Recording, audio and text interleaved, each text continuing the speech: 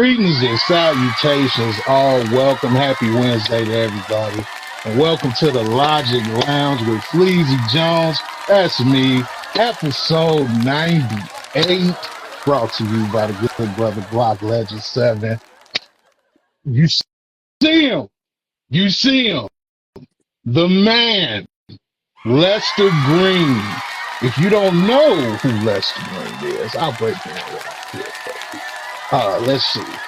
Start with person, actor, producer, author, retired bus driver. I don't have time. I don't have time to do all of this. This guy, for one, I'm extremely grateful because I know the schedule is crazy. I'm extremely grateful that you were able to take time to sit with me because you, sir, are truly a jack of all trades. So first and foremost, welcome to the lounge and thank you for being here, brother. How are you My today? pleasure. I am amazing. I just got off a shoot, so I'm feeling good right now. You stay working, brother. You stay working, man. I absolutely love it. I respect it, man. We got to talk a little before the show tonight, and I was telling you that I got to see just four projects. That's not even touching your catalog, dude. You've done voice roles. You like I said, retired bus driver, author. You have the Lester Greene Oh, talk show. Like, come on, man. Come on, man. It's like I don't understand. Um, when does it stop? I'll answer that for you. It doesn't stop. exactly. But brother, I wanted to kick it off, man. I sent all my guests, a five question questionnaire, Okay. and the first thing poked out to me is that you were born in Germany, but raised in El Paso, Texas. So when did you get to the States? Right. So I was born in Germany.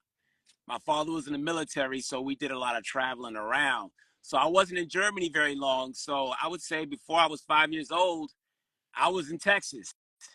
So I Okay, and that was claimed pretty much Texas. like the stomping grounds. Exactly. Okay, So I claimed Texas before I claimed Germany because I was in Texas longer. okay.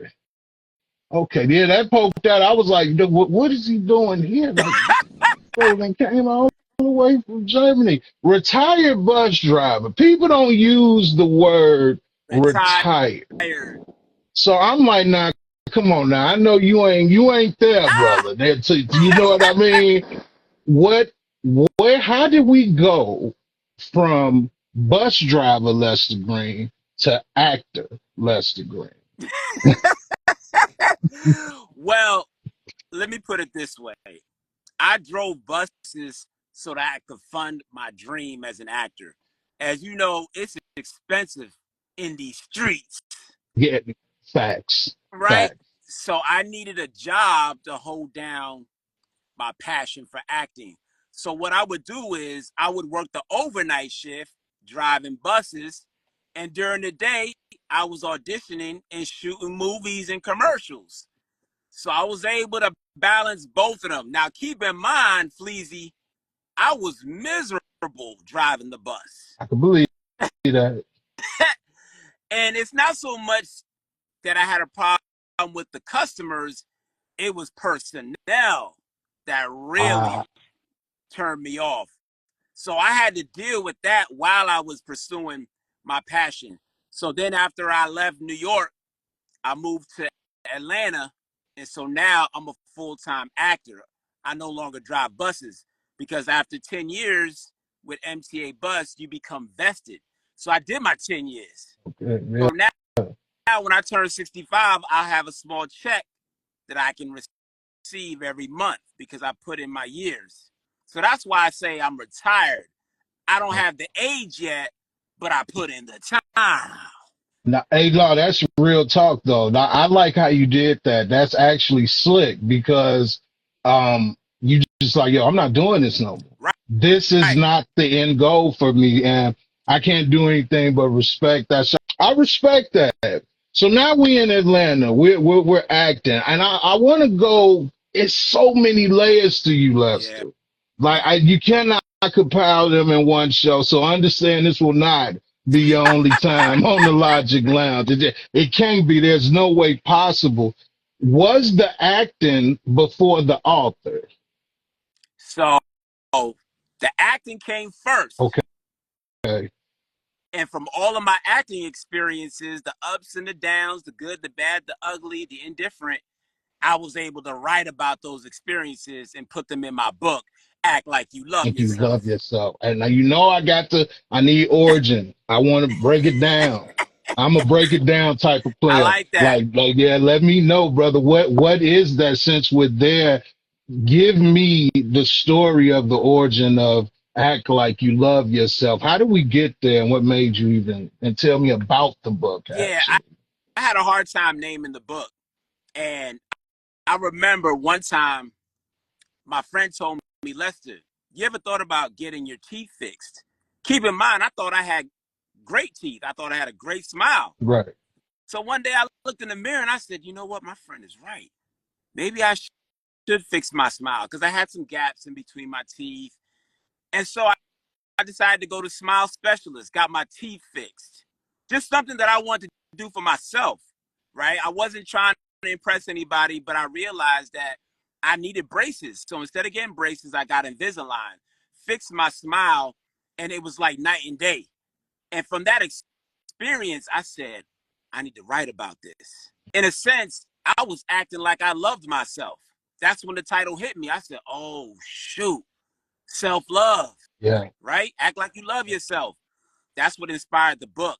And then I even write about my experience with getting my teeth fixed, and I put that in the book as well. So it's a whole life's journey that I put into that book, Act Like You Love Yourself, from my smile to getting rejected to booking roles to finding love. Everything is in that book.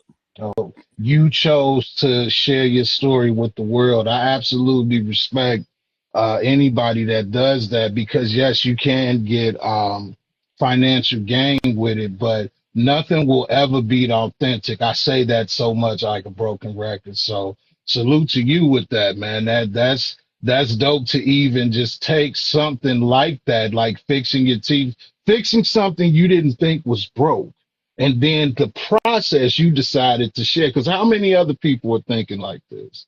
You know what I Right. mean? That's a selfless act, Yeah, man. That's a selfless definitely. act.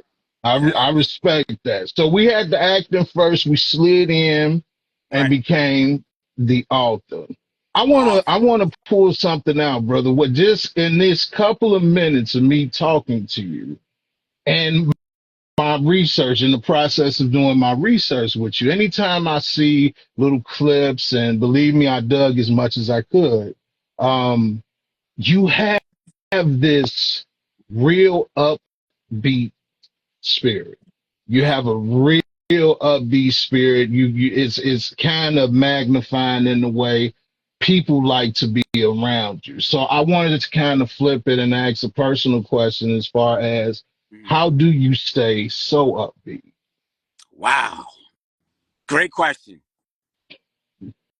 Now, I had to think I'm about it. very upbeat, Yes, sir. but we all have our bad days, right? We Absolutely. deal with all kinds of pain, heartbreak. I know when I lost my mom almost 10 years ago, Yes, sir. I wasn't the best person to be around. But what I did do in that situation was I told myself my mom would want me to continue on.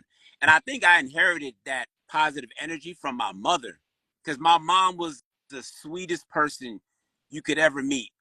Everybody who met her loved her. She was just so optimistic about life. And so that rubbed off on me. So I got it from her and I realized the importance of radiating your energy, right? When I walk into an audition room, the first thing they feel is my energy. Before I even open my mouth, they're like, oh, this guy's different. There's something Yes, about sir. this guy. I can't really place it, but I like him already. And I've gotten so many opportunities just because people like to be around me. I'll give you an example. When I worked with Dr. Maya Speller on one of her films, I was supposed to just be an extra. I came in, I was working hard. I was doing everything she asked me to do. And she came over to me. She said, Lester, I just really like your spirit. I like your upbeat attitude. You're helping everybody. You're doing stuff that's not even in your job description. Yeah. I'm going to give you a speaking part. And she gave me a speaking part right there on the spot. And I've been rocking with her ever since. I've been cast in several of her movies, Father May I 1, Father May I 2, Father May I I'll 3. definitely talk about those. And she cast me as the lead role. Yeah. But it started from my just walking in as an extra. But because people like my aura, Yeah. it amplified everything. And that's the reason I asked that, because I've noticed that even I have to share a story with the people, even with before this interview. Mind you, I'm looking to take some of his time, and the man is so respectful. Like you know, you were worried about being on time. You know, we were in the midst of us setting the date up. You're like, yo, I got this to do, man. I don't want you to think I'm missing out on you, because I'm like, yo, Lester, I'm just saying, fuck me, dog. Like, who am I? Who am I? You doing me a favor, you know? And that it just it's always appreciated when you are able to work with somebody like that. And I see you bring that into your works. And I want you mentioned your mother, God rest her soul. You shared that with me when I asked. One of my questions is always, what are some of your inspirations? And it's like you didn't have a second thought. You said, mom, husband. Yep. Elaborate on that for me. You already let me know you pretty much got that temperament Yeah. from your mom and things like that, how to push forward. Elaborate as far as your partner. Yeah. What do you mean? How have they inspired you to this person that you are now? I love that question. So let me start with my mom. So my mom used to get up early in the morning and get on the train and work 10 to 12 hours at Madison Square Garden. Oh, So wow. she was working on the floor. She had to stand for every single one of those hours. And I watched her do that. And I said, wow, even when it's cold outside, my mom is still getting up and going to work. And so I learned that if you put in that work, you're going to see results. Yeah. Yeah. Keep in mind, I'm 12, 13 years old. So while I'm 12, 13, I started packing bags at the supermarket, making my own money. I started helping out with the bills because I was making money. I was making deliveries. I was out there working. Yeah. I got that from my mom. She's one of my biggest inspirations. And then in terms of my husband, what people don't see is that he does the little things for me. So for my shoot that I had today, he ironed my clothes. He made my lunch. If I have an audition, he'll read the sides with me. He'll set up the camera and the lights for me. If I have a screening, he'll come out to my screening and support me. If I need anything, he'll support me. I'll give you another example.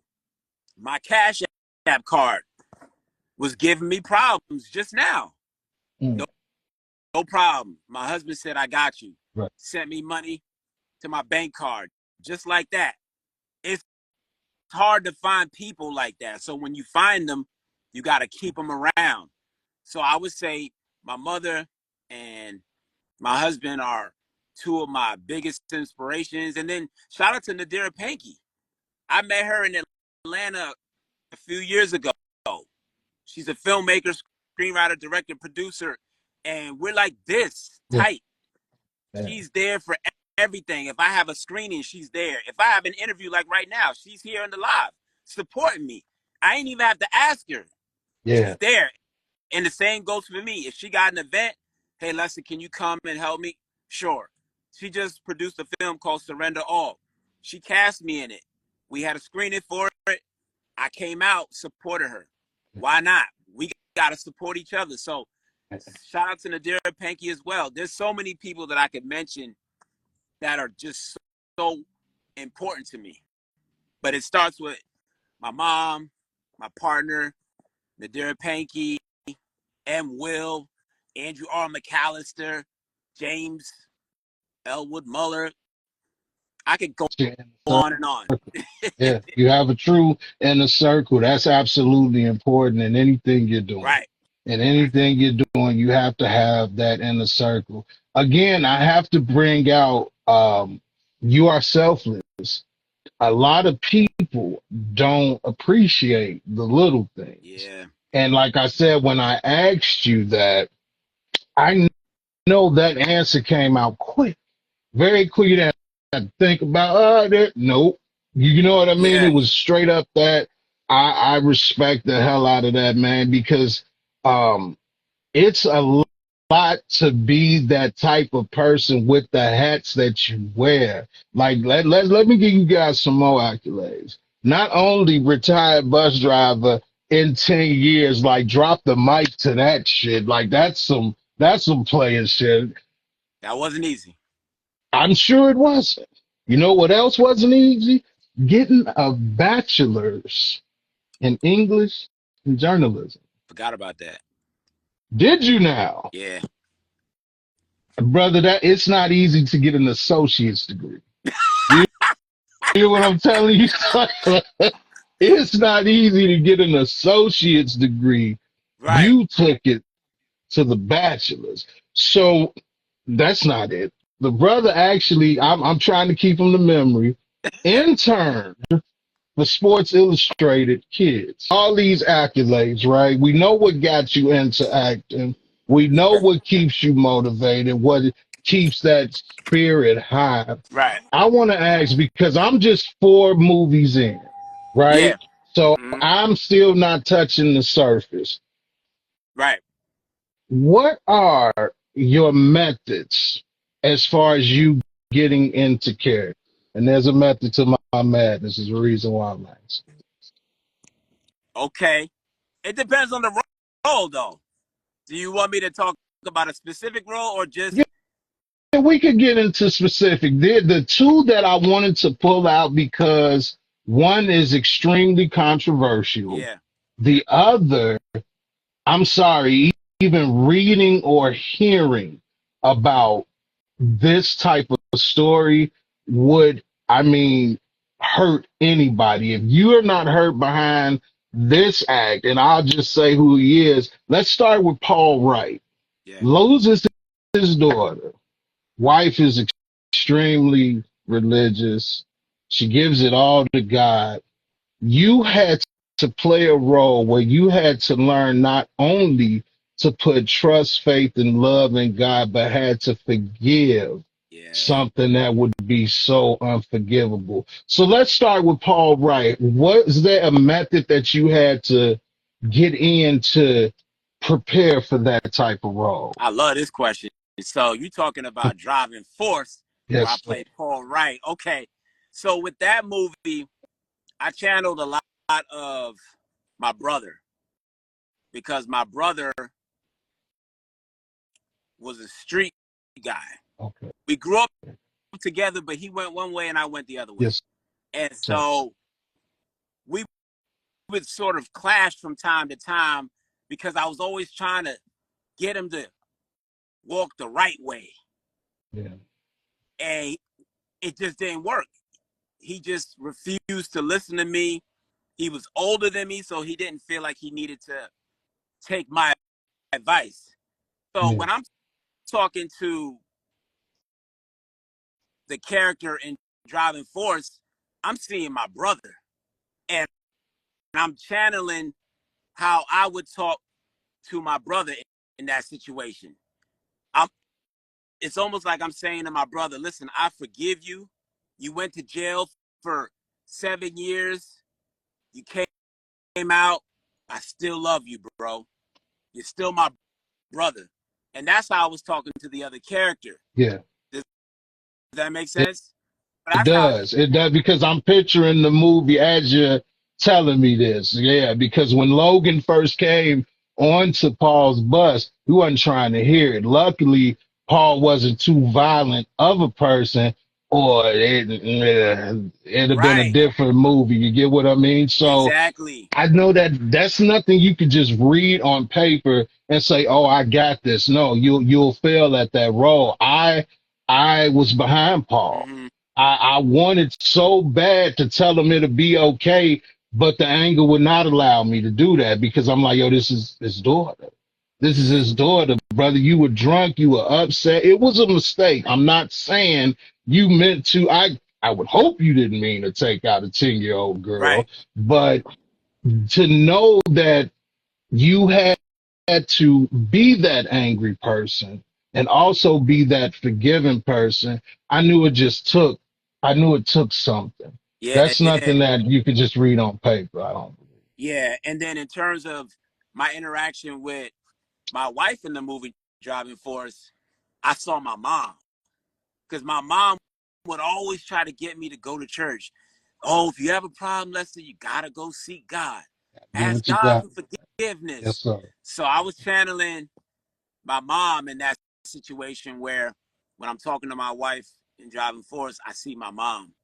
And my wife in the movie is trying to tell me, listen, God is the only way. That's the Mm. only way you're gonna see brighter days. And so I would channel that. So it just depends on the movie though. For that movie, that's what I channeled. And then for a movie like Father May You know I I was channeled my gonna ask about Uncle Willie. How, brother, did you take such a controversial right. role like that? That took strength, a strength that I don't have because people are so judgmental, Lester. I'm sure you know Yeah, this. That could that was a gamble. it was. That could go so wrong. That could hang over your head because I'm not gonna lie to you. I might be saying too much. My last name is Will. And when I saw they spelled just like the character, I don't fuck with Uncle Will at all. Right. I don't, but I had to see my sister said, "Ooh, that role." We watched it together because it gained my respect because I'm like, yo, I'm seeing all these clips of Lester the person as much as you're sharing with us. I'm like, yo, this ain't this guy at Yeah. all. That's this not this guy at all. So to take that role, yes, please give me the breakdown of Uncle Willie, man. That was an absolutely crazy role. Shots out, son. Hey, so with Father May I by Dr. Maya, I wasn't sure that I wanted to take on the role simply because who wants to play a character who molests children, right? I was a child rapist. Let's just call it like it is. But I was thinking to myself, okay, I'm an artist. How can I turn this role into something that's going to help others? Yeah. So I took on the role, and how I played it was I channeled my experiences with dealing with my father. So when I was a kid, I was molested by my father. Oh, Yeah. wow. Yeah. We would watch wrestling and he would sort of quote unquote play with me inappropriately. Yes. So I know what that looks like firsthand. I know what a predator looks like. So I said, okay, I'm gonna have to dig deep and channel my father and his Wow. mannerisms and his behavior in order to bring this character Uncle Willie to life. And that's what I did. So when you see tears in that movie, those are real tears. I'm channeling real pain, real life experiences. And so for me, if I can help the world be a better place with my art, then I'm going to do it. I'm willing to make that sacrifice. Fleazy, I get death threats. I've been getting death threats from people regarding that role. People say, if I see you in the street, I'm going to kill you. How could you do that to a little kid? How could you do that to your niece? They don't realize that I'm just playing a character. That's not Yeah. me. But again, for the sake of my art, I'm going all out. That's just who I am. Yeah.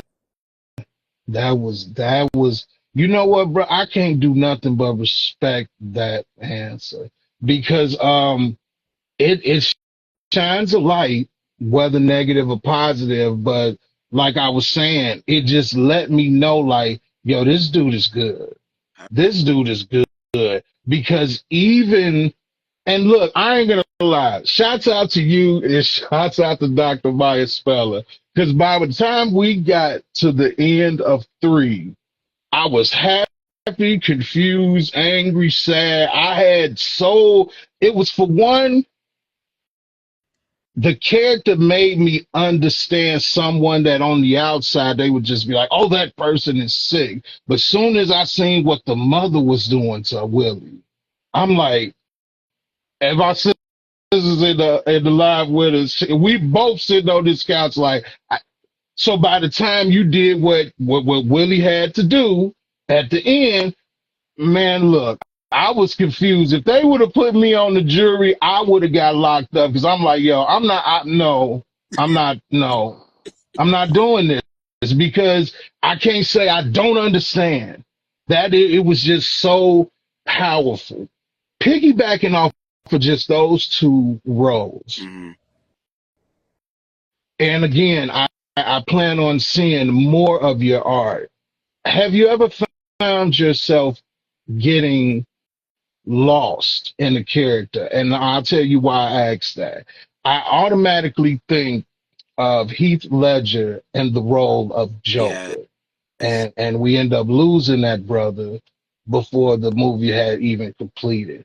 Mm-hmm. Um, have you ever found yourself lost in a character, whether negative or positive, at any time in your art? Yeah, definitely. Normally, after a role that I play, I'm exhausted mentally, physically, emotionally. It's almost like I just ran a marathon. So after I played that role of Uncle Willie, I went home, but I still felt the energy. I still felt like I was that character. It didn't wash off until maybe 2 or 3 days later. My partner was asking me, "You okay?" He knew something was off about me. My Yeah, energy was off, and I was just trying to shake it. yeah, That's how deep I went with it. But again, I'm willing to make those sacrifices because I want people to see these kind of characters because these kind of characters exist in real life. yes, sir. Yeah. So that is a thing though. I remember when Michael B. Jordan talked about playing that role in remember when he played Wakanda? What was the name of that film? He played Killmonger in Killmonger. Yeah, Black yeah. Panther. Right, in Black Panther. He talked about how he needed to see a therapist after that. Wow. He said that he was still that character. Yeah, So when he said that, I knew exactly what he meant. yeah, That's a real thing. People don't understand how much it takes to play a role. yeah, They think, oh, they just saying lines, they memorizing words and saying lines. No, it's deeper than that. That's why yeah, sometimes I don't say yes to everything because I know what it's going to take in order for me to play that character or to play a character. I really go all out. There's no other way. I'm not going to half ass it no matter what. I can have one line. I'm yeah, going all out for that one line because that's yeah. how seriously I take my art. So is it fair to say that you again choosing like the role of Uncle Willie, with you sharing that part of your life with us, and thank you for that. Was that a release because of what happened to you? Would you consider that a release? Because you are raising awareness. I love after, especially after the first one, Yeah. she spoke about, before she spoke about the young man that was killed due to police brutality. Mm-hmm. You guys were raising awareness, telling the statistics of how this happened. You know, there are places you can go. Was that like a let go for you, being as though you've experienced something like that? I don't think it was a release simply because I've dealt with what my father did to me. It's Okay. not like it's something that is still lingering. And that's why I'm able to tap into that stuff and then break out of it. Even though it might take me a little longer to break out a character, I'm able to see the other side of it. I'm able to get on the other side of it because I've already addressed those issues. Okay. Yeah, I've already dealt with it. So I try not to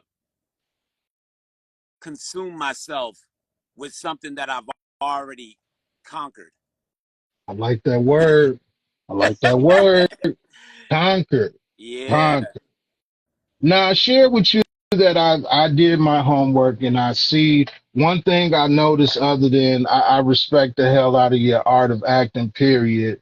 Um, you have like this positive, this upbeat spirit.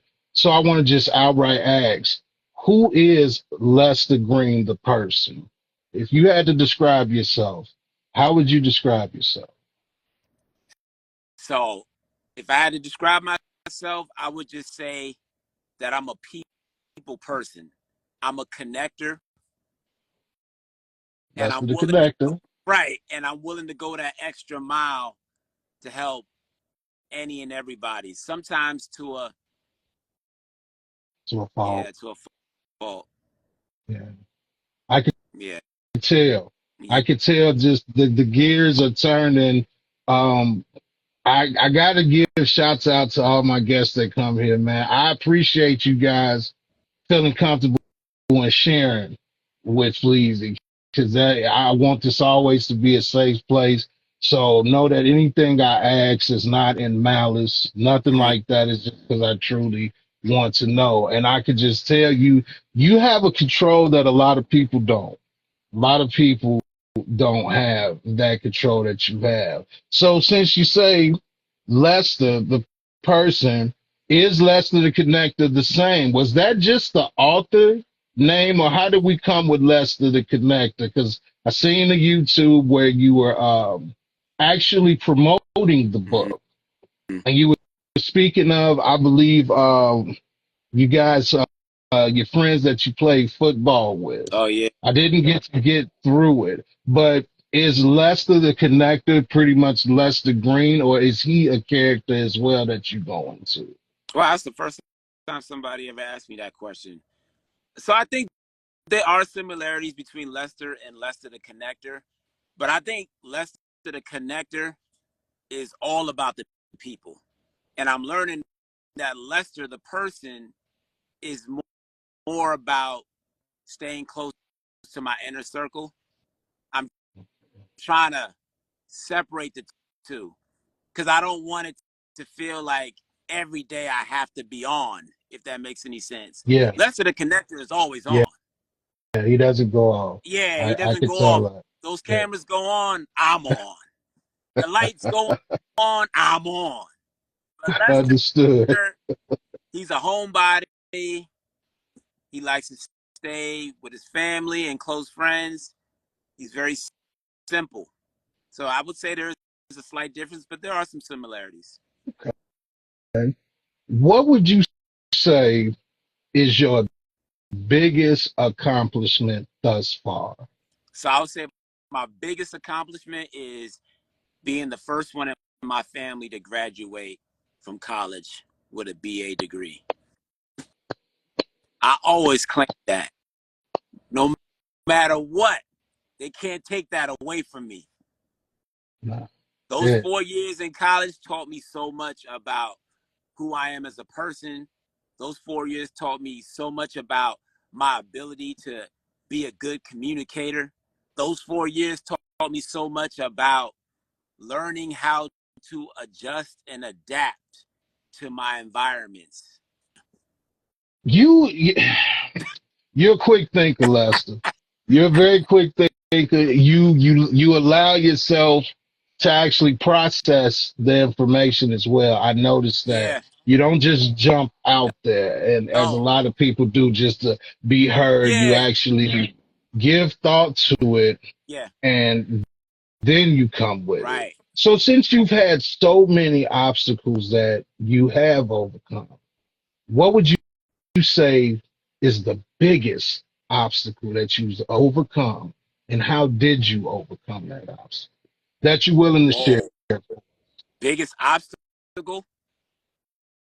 I would say pursuing acting full time. That was a big obstacle for me to clear. Let me tell you why. Because it's one thing to have a secure job and to be pursuing your passion, but it's another thing to say, you know what, I'm gonna bet on myself, and I'm just gonna go full blast, full steam ahead, and just focus on acting. And that's what Yeah. I'm doing right now. It's not easy because I'm no longer getting that weekly check or bi-weekly check. And I'm really relying on those residual checks that I'm getting for shows like Power and Gotham and Wu-Tang and American Saga. Those checks, when they hit the mailbox, boy, I do a happy dance because it comes right on time, bro. I'm telling you right now. Nadira and Nas Peki will tell you when those residual checks hit, man, I'm so excited.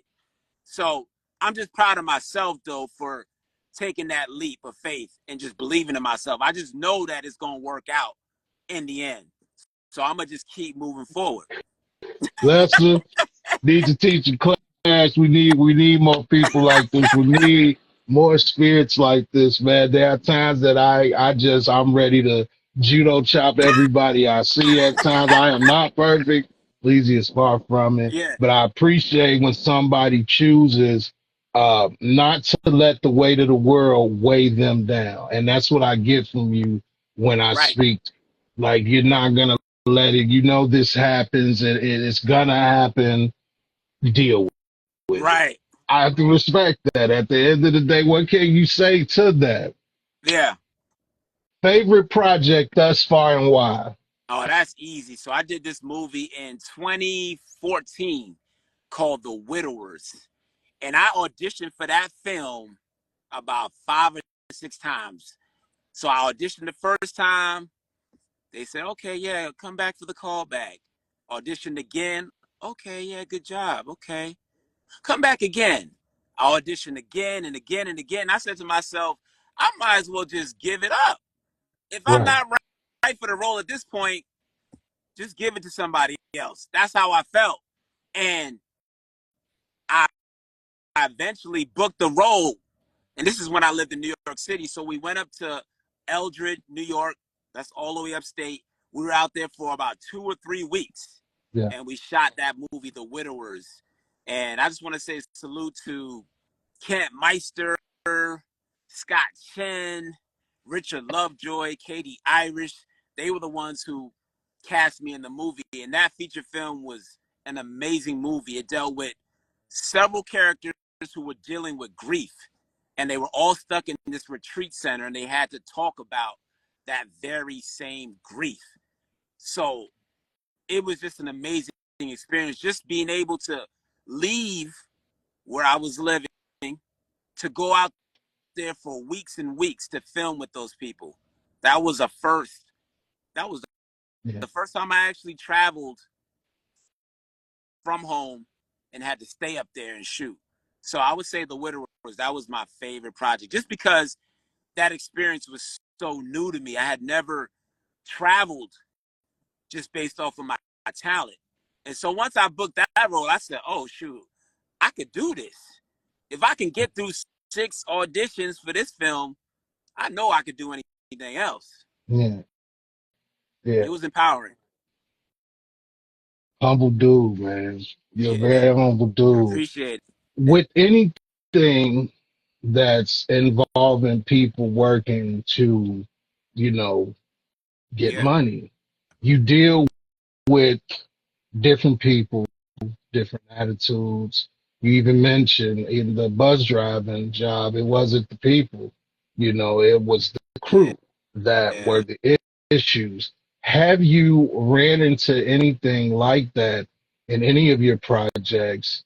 And if so, how were you able to still keep the professional going? yeah. I love this question too. I love all your questions, bro. So we did a movie. It was a short film in New York City, and I was supposed to have two other producers tied to this project. So we were all going to put our money in and produce this film. So the day that we started shooting, day one of the producers called me and said, "Hey, listen, Lester, I can't make it to set and I don't have the money to help you produce the film anymore." Now, keep in mind, actors are showing up on set at that very moment while I'm on the phone talking to this producer.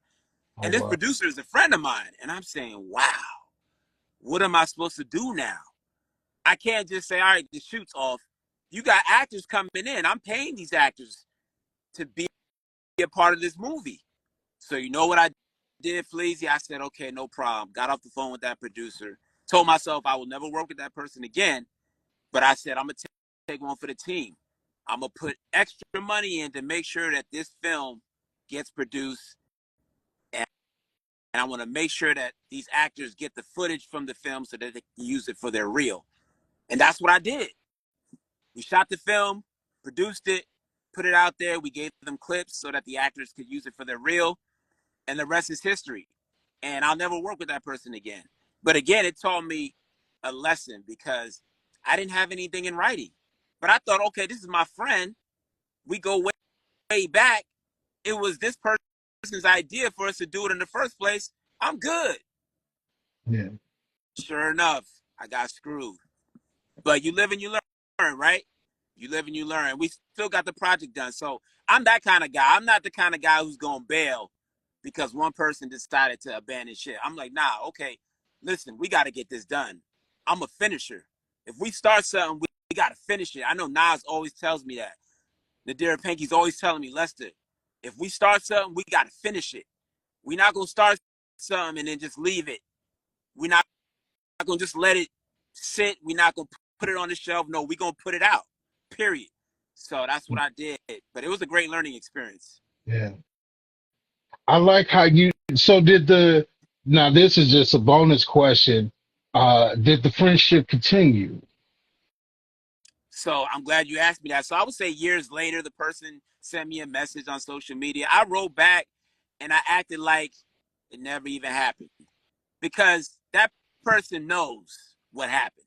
I don't need to bring it up again. I've moved on though.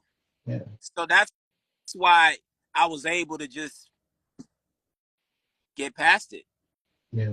Yeah. You know, in this field, man, of just entertainment, period, you find that sometimes you'll have deeper bonds with people that don't know you well than you would with people that have once sat at your table. Ooh. And that's crazy. I'm grateful personally because I personally don't deal with that. Block Legend 7 is more than my executive producer, and that's my brother. That's more than my manager. You know what I mean? But we're able, I like how you mentioned in writing, there's no problem with me to do anything in writing with Block. It's that's separated. The trust is still there, Mm-hmm. but I've also dealt with situations where, just because you know that person, it seems like they're usually the first to kind of screw you Yeah. over. But the way you handled that is, yeah, I'm gonna use the word salutable. They should have never gave me Ebonics, Lester. I make my own words, so that's something you'll learn It about me sounds good. down the line. I Sounds good. just do it. So, Sounds good.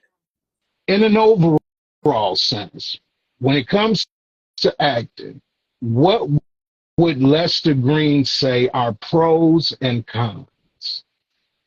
Pros and cons of acting. I would say for the pros, do it because you love it. You really have to love it in order to do it. And then in terms of the cons, if you do it for any other reason than that love, you're going to have a hard road. It's going to be tough. Because it's going to be tough as it is. But if you're just doing it for any other reason than love, good luck. Yeah, Because love is what's keeping me going. I tell you that right now. I yeah, love this. I breathe this. There's nothing else that I want to do. This Yes, is my sir. only option, Fleazy. This is all I got. Yeah, I'm all in. yeah. I'm all That's how in. you gotta be. And you can't lose if you have that attitude. You won't lose Right. at all. It's only just a matter of time with you. That's something that a lot of people could learn from. Take that answer and actually apply it to a lot of things in life. We be in a different position, man. Well, I have I'm trying to think of the best way to ask this question. Mm-hmm. Because of the person you are, I always have like side questions when I see the mood of the interview. And since we're getting to the wrap up Yeah. stage, I'm gonna ask you in this way. I can't ask this to you in just a simple way. From this interview, Leston, from your works, I see how you are. I see your strength. I see the heart. When it's all said and done, what type of mark is Lester Greene trying to leave on the world? I just want people to say Lester was a good guy. Lester was all for the people. Lester would do anything to help the next person. Period. I'm living proof to that, though. That man is know me. Like I say, my brother. He put me on to you, and I sit in the cut. I do my homework. I have to accept a lot of the times when I do get rejections because the internet is a tricky place. So it's a Yeah. very tricky place, and I try not to take that to heart because you never know. But you were excited. You were just as amped as I was because I'm like, anytime you get that yes, I don't go for nobody I don't want to talk Yeah. to. There's no disrespect there, but I just don't, it has to be somebody that, that it's something to them that I want to know. Yeah. Let me talk to this guy. Let me talk to this person. Did you have an amazing spirit? Um, I Appreciate it. honestly can't wait to see what's next. And that answer is just absolutely selfless. I can't use another word. I'm Yeah. trying. I'm trying to find another word. I can't. One Yeah. more All question to the right. actor. Would you say, and like I say, these questions are not in malice, so just Mm-hmm. want to know, would you personally say that you had a bad film at any time in your field? A bad film in terms of how it came out or just How it my I performance? know you'll never say the part was bad because of how you come to it. You know what I mean? Yeah. You're gonna go and give it your all, but Yes. was there a time that maybe it did not hit the way that Yeah. you anticipated, Absolutely. or even flop or anything like that? And what was that experience like? Because you've come over some obstacles, Yeah. so I even felt comfortable enough to ask that because I believe even if you had 100 bad films, it wouldn't stop. You know what I Right. mean? So Right. have you ever experienced that? Absolutely. Yeah. We shot a series out here in Atlanta, and I had some of my friends join the cast, and we shot for weeks and weeks and weeks. And my friend and I, were the leads, and we poured our hearts into that project. We didn't get paid. We barely got anything to eat while we were on set. It was a bad experience. And I was hopeful that the final result would be good. And it was bad. Mhm. They put it on YouTube. I watched maybe 5 minutes of it and I had to turn it off. Couldn't watch it. Because what people don't realize is that as actors and creatives, we are putting our lives on the line when we do these projects, Yes, sir. right? So, So I'm not just dabbling with this acting thing. You playing with my livelihood. So when I saw the finished product, I was disgusted. So were my friends, because I brought them on board to be in the project. So how do you think that makes me feel? yeah, And so now the project is just sitting there. It's on the shelf. And the person who created it moved on and is shooting more projects.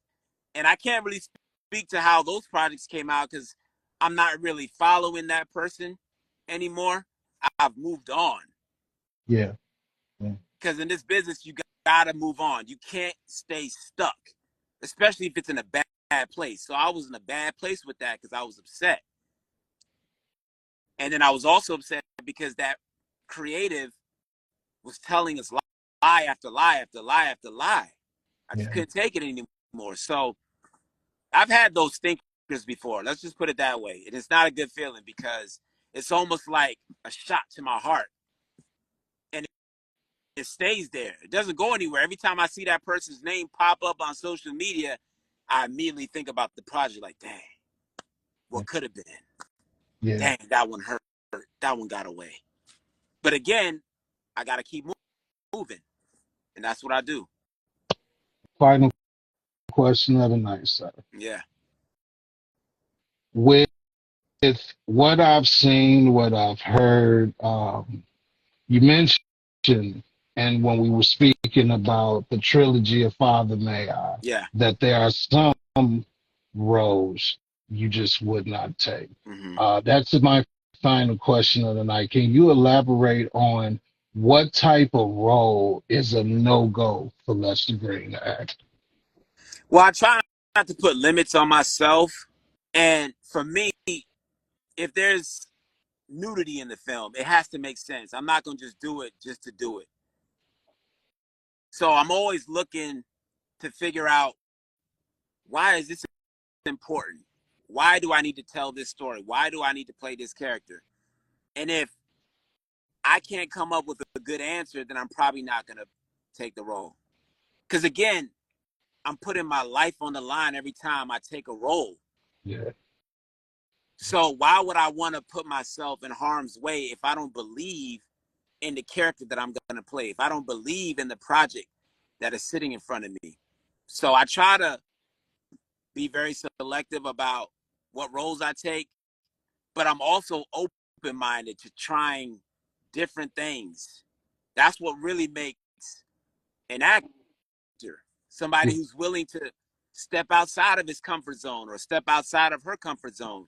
So that's the kind of artist that I am, and that's the kind of artist that I strive to uh, be. salute to you, Lester Greene. I I appreciate it. really, really appreciate you for coming and thank. Projects, man. Any final words before we get out of here, Lester? Tell us what's up to come. Give me something. He said, "Give me something." I gave you everything, bro. What more do you want from me?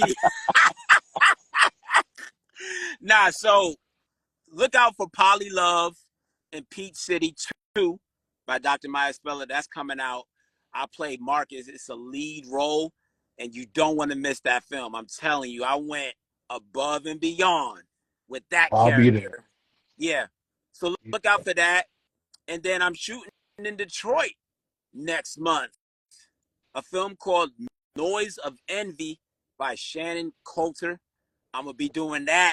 So I'm excited about traveling to Detroit. I love Detroit. Salute to Detroit and everybody out there. And then I'm just looking forward to growing. I'm Yeah, trying to level up at this point. I'm trying to get on Peacock. I'm trying to get on Netflix. I'm trying to get in the theater. Salute to Nadira Panky and her film Surrender All. We screened it at the Pseudo Bar and Grill in Ellenwood. I had a blast. But I want to do more of that stuff where we can see our films on the big screen. That's what it's all about. So stay tuned. Keep watching. you heard it here.